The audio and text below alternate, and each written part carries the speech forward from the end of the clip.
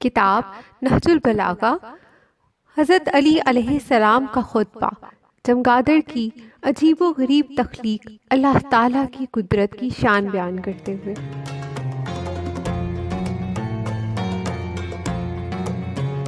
اعوذ باللہ من الشیطان الرجیم، بسم اللہ الرحمن الرحیم، الحمدللہ رب العالمین، اللہم صلی علی سیدنا و مولانا محمد النبی الرحمتی وعلی آلہ و آبائہ و اجدادہ اجمعین برحمتک یا ارحم الراحمین۔ السلام علیکم، میں ہوں سیدہ فاطمہ، الف اللہ اسم چینل میں خوش آمدید۔ اس میں چمگادڑ کی عجیب و غریب خلقت کا ذکر فرمایا ہے۔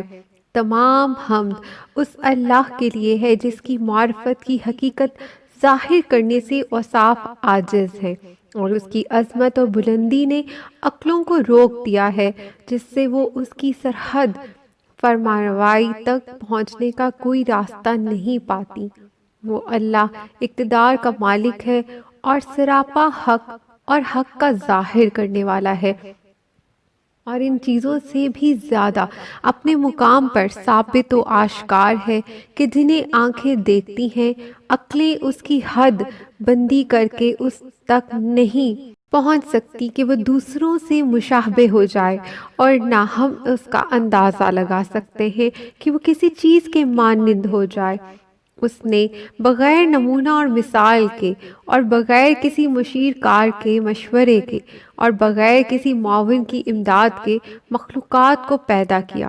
اس کے حکم سے مخلوق اپنے کمال کو پہنچ گئی اور اس کی اطاعت کے لیے جھک گئی، اور بلا توقف لبیک کہی، اور بغیر کسی نزاع و مزاحمت کے اس کے مطیع ہو گئی۔ ان کی صنعت کی لطافتوں اور خلقت کی عجیب و غریب کار فرمائیوں میں کیا کیا گہری حکمتیں ہیں کہ جو اس نے ہمیں چمگادڑوں کے اندر دکھائی ہیں، کہ جن کی آنکھوں کو دن کا اجالا سکیڑ دیتا ہے، حالانکہ وہ تمام آنکھوں میں روشنی پھیلانے والا ہے، اور اندھیرا ان کی آنکھوں کو کھول دیتا ہے، حالانکہ وہ ہر زندہ شے کی آنکھوں پر نقاب ڈالنے والا ہے، اور کیونکہ چمکتے ہوئے سورج میں ان کی آنکھیں چندھیا جاتی ہیں کہ وہ ان کی نور پاش شعاؤں سے مدد لے کر اپنے راستوں پر آ جا سکیں، اور نور آفتاب کے پھیلاؤ میں اپنی جانی پہچانی ہوئی چیزوں تک پہنچ سکے۔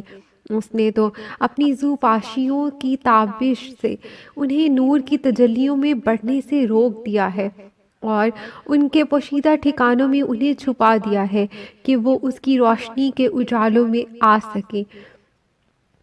دن کے وقت تو وہ اس طرح ہوتی ہیں کہ ان کی پلکیں جھک کر آنکھوں پر لٹک آتی ہیں، اور تاریکی شب کو اپنا چراغ بنا کر رزق کے ڈھونڈنے میں اس سے مدد لیتی ہیں۔ رات کی تاریکیاں ان کی آنکھوں کو دیکھنے سے نہیں روکتی، اس کی گھٹا ٹوپ اندھیاریاں راہ پیمائیوں سے باز رکھتی ہیں، مگر جب آفتاب اپنے چہرے سے نقاب ہٹاتا ہے اور دن کے اجالے ابھر آتے ہیں، اور سورج کی کرنیں سوسمار کے سوراخ سے اندر تک پہنچ جاتی ہیں، تو وہ اپنی پلکوں کو آنکھوں پر جھکا لیتی ہیں، اور رات کی تیرگیوں میں جو معاش حاصل کی ہے، اسی پر اپنا وقت پورا کر لیتی ہیں۔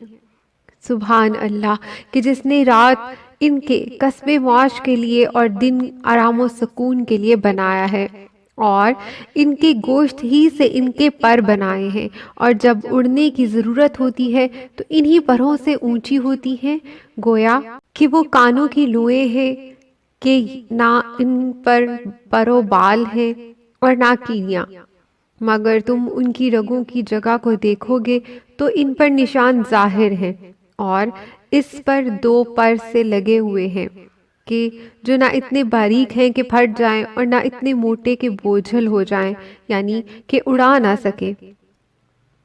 وہ اڑتی ہیں تو بچے ان سے چمٹے پڑتے ہیں، اور جب وہ نیچے کی طرف جھکتی ہیں تو بچے بھی جھک پڑتے ہیں، اور جب وہ اونچی ہوتی ہیں تو بچے بھی اونچے ہو جاتے ہیں، اور اس وقت تک الگ نہیں ہوتے جب تک ان کے اعضاء میں مضبوطی نہ آ جائے، اور بلند ہونے کے لیے ان کے پر ان کا بوجھ اٹھانے کے قابل نہ ہو جائیں۔ وہ اپنی زندگی کی راہوں پر اپنی مصلحتوں کو پہچانتے ہیں، بلکہ پاک ہے وہ خدا جس نے بغیر کسی نمونہ کے جو اس سے پہلے کسی نے بنایا ہو ان تمام چیزوں کو پیدا کرنے والا ہے۔ یہاں تک حضرت علی علیہ السلام کا یہ خطبہ ہے۔ اس کے بعد اس خطبے کی تفسیر بیان کی گئی ہے تاکہ اس خطبے کو سمجھنے میں آسانی ہو جائے۔ چمگادڑ ایک عجیب و غریب پرندہ ہے جو انڈے دینے کی بجائے بچے دیتا ہے، دانہ بھرنے کی بجائے دودھ پلاتا ہے اور بغیر پروں کے پرواز کرتا ہے۔ اس کی انگلیاں جھلی دار ہوتی ہیں جس سے پروں کا کام لیتا ہے۔ ان پروں کا پھیلاؤ 1.5 انچ سے 5 فٹ تک ہوتا ہے۔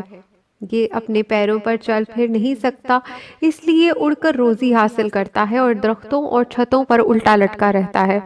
دن کی روشنی میں اسے کچھ نظر نہیں آتا، اس لیے غروب آفتاب کے بعد ہی پرواز کرتا ہے اور کیڑے مکوڑے اور رات کو اڑنے والے پروانے کھاتا ہے۔ چمگادڑوں کی ایک قسم پھل کھاتی ہے اور بعض گوشت خوار بھی ہوتی ہیں جو مچھلی کا شکار کرتی ہیں۔ شمالی امریکہ کے تاریک غاروں میں خونخوار چمگادڑوں کی بڑی کثرت سے پائی جاتی ہیں۔ یہ بڑی خطرناک اور مہلک ہوتی ہیں۔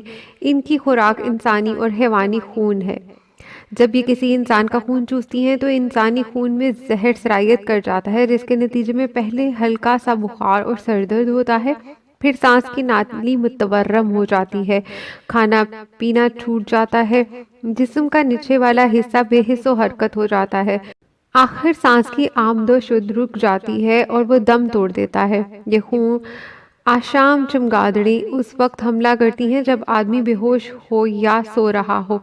جاگتے میں حملہ کم ہوتا ہے اور خون چوستے وقت درد کا احساس تک نہیں ہوتا۔ چمگادڑ کی آنکھ خاص قسم کی ہوتی ہے جو صرف تاریکی میں ہی کام کر سکتی ہے اور دن کے اجالے میں کچھ نہیں دیکھ سکتی۔ اس کی وجہ یہ ہے کہ اس کی آنکھ کی پتلی کا پھیلاؤ آنکھ کی وسعت کے مقابلے میں بڑا ہوتا ہے اور تیز روشنی میں سمٹ جاتا ہے اور کوئی چیز دکھائی نہیں دیتی۔ یہ ایسا ہے کہ جیسے ایک بڑی طاقت کے کیمرے سے کھلی روشنی میں تصویر اتاری جائے تو روشنی کی چھوٹ سے تصویر دھندلی اتر آتی ہے۔ یہ کیمرے کے شیشے کا سائز جو بمنزلہ آنکھ کی پتلی کے ہوتا ہے چھوٹا کر دیا جاتا ہے تاکہ روشنی کی چکا چوند کم ہو جائے اور یہ تصویر صاف اتارے۔ اگر